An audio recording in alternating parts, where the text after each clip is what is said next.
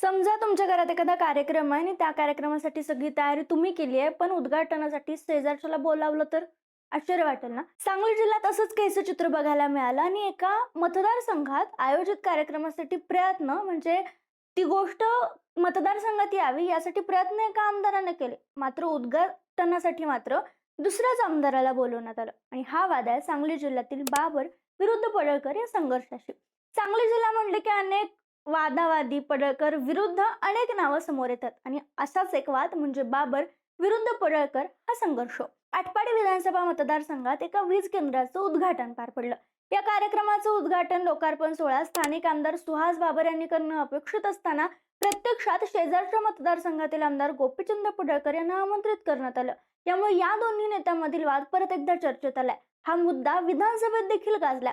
विशेष म्हणजे बाबर आणि पडळकर हा संघर्ष काही नवीन नाही, अगदी तो 2009 पासून सुरू झालाय. जिल्हा परिषदेच्या निवडणुकीतही या संघर्षाचे पडसाद उमटताना पाहायला मिळाले.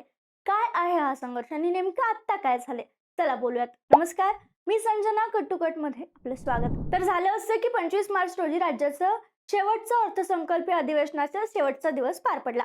याच अधिवेशनात आटपाडी विधानसभा मतदारसंघाचे आमदार झालेले शिवसेनेचे सुहास बाबर यांनी एक महत्वाचा मुद्दा उपस्थित केला. शेटफळे, दिगंची आणि इतवळ येथे नवीन 20 उपकेंद्र मंजूर करण्यात आले, जे त्यांच्या मतदारसंघात येतात आणि त्याचा लोकार्पण सोहळा पार पडला. मात्र या सोहळ्यासाठी भाजप नेत्या केळकर आणि जतचे आमदार गोपीचंद पडळकर यांना निमंत्रित करण्यात आलं आणि त्यांच्या हस्ते लोकार्पण सोहळा पार पडला. महत्वाची बाब म्हणजे ही वीज केंद्र, ही उपकेंद्र मंजूर व्हावीत यासाठी आमदार सुहास बाबर यांनी अनेकदा आमदार झाल्यापासून सातत्याने विधानभवनात त्याचा पाठपुरावा केला होता, प्रयत्नही केले होते. तरीही त्यांच्या स्वतःच्याच मतदारसंघातील या कार्यक्रमातून त्यांना डावलण्यात आलं आणि म्हणून त्यांनी थेट विधानसभेत नाराजी व्यक्त केली. शासकीय कार्यक्रमामध्ये स्थानिक लोकप्रतिनिधींना योग्य स्थान मिळणं हा त्यांचा अधिकार आहे. मात्र अधिकाऱ्यांनी जाणीवपूर्वक राजकारण करत प्रोटोकॉलचे उल्लंघन केल्याचा आरोप त्यांनी केला. कोणतीही पूर्वकल्पना न देता दुसऱ्या मतदारसंघातील लोकप्रतिनिधींमार्फत उद्घाटन करण्यात आल्याबद्दल त्यांनी तीव्र नाराजी व्यक्त केली. तसेच हा आपला अपमान असल्याची भावना व्यक्त करत संबंधित अधिकाऱ्यावर कारवाई करण्याची मागणी करत या संदर्भात हक्कभंग प्रस्ताव मांडला. दरम्यान मग या सगळ्या प्रकरणाची दखल घेत विधानसभा अध्यक्ष राहुल नार्वेकर यांनी संबंधित दोषी अधिकाऱ्यावर कारवाई करण्याचं आश्वासन दिलं. हे प्रकरण आता मिटलं, पण हा नवीन वादाची किनार परत सुरू झाली आहे का? कारण पडळकर विरुद्ध बाबर हा वाद, हा संघर्ष काही नवीन नाहीये. नुकताच जिल्हा परिषदेच्या निवडणुकीत हा दिसून आला, पण तो 2009च्या विधानसभेपासून पडळकरांनी राजकारणात प्रवेश केल्यापासून आहे. म्हणजे जिल्हा परिषद निवडणुकांपासून ते विधानसभा निवडणुकांपर्यंत हा वाद वारंवार पाहायला मिळाला. जिल्हा परिषदेत ही बाबर गटाशी झालेल्या संघर्षामुळेच जास्त उमेदवार निवडून येऊन देखील पडळकर यांना आपल्या गटाचा अध्यक्ष जिल्हा परिषदेवर बसवता आलेला नाहीये. खरं तर या संघर्षाची सुरुवात झाली 2009 पासून. 2009च्या विधानसभा निवडणुकीत गोपीचंद पडळकर यांनी सुहास बाबर यांचे वडील अनिल बाबर यांच्या विरोधात निवडणूक लढवली. या निवडणुकीत दोघांचाही पराभव झाला. मात्र गोपीचंद पडळकर यांनी घेतलेल्या सुमारे 18,000 मतांमुळे अनिल बाबर यांचा पराभव झाला असं सांगितलं जातं. आटपाडी हा गोपीचंद पडळकर यांचा प्रभाव क्षेत्र मानलं जातं.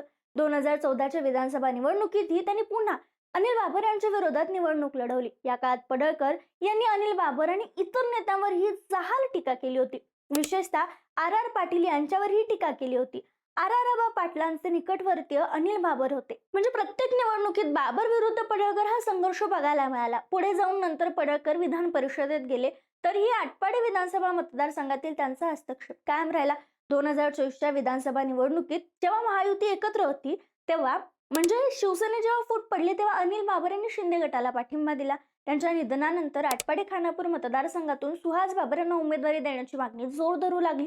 दुसरीकडे भाजपमधून हा मतदारसंघ गोपीचंद पडळकर यांना मिळावा अशी त्यांची अपेक्षा होती, कारण त्यांचे बंधू ब्रह्मानंद पडळकर यांना हा मतदारसंघ द्यावा असं पडळकरांना वाटत होतं. म्हणजेच त्यांच्या भावाला इथून निवडणूक लढवायची होती आणि जतमधून पडळकरांनी लढावं असं सांगितलं जात होतं.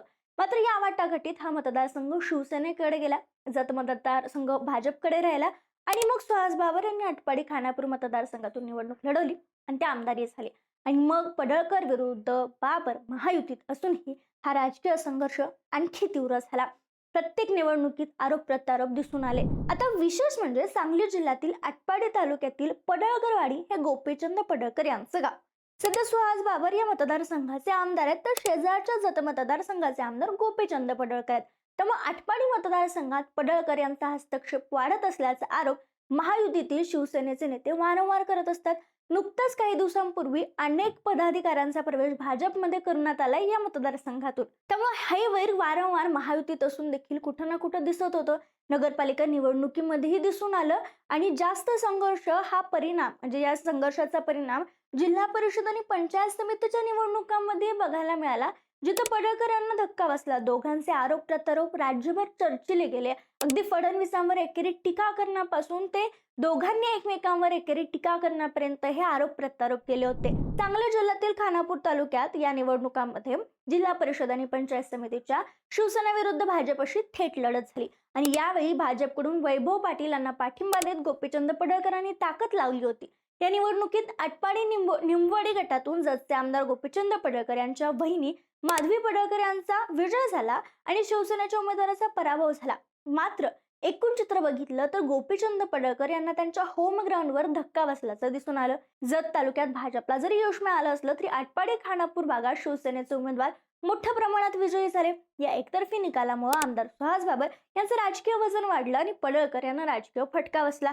याच पार्श्वभूमीवर जिल्हा परिषदेत सत्ता स्थापनेसाठी सुहास बाबर यांनी भाजपला पाठिंबा न देण्याचा निर्णय घेतला, कारण खूप मोठ्या प्रमाणात दोघांनीही एकमेकांवर आरोप केले होते.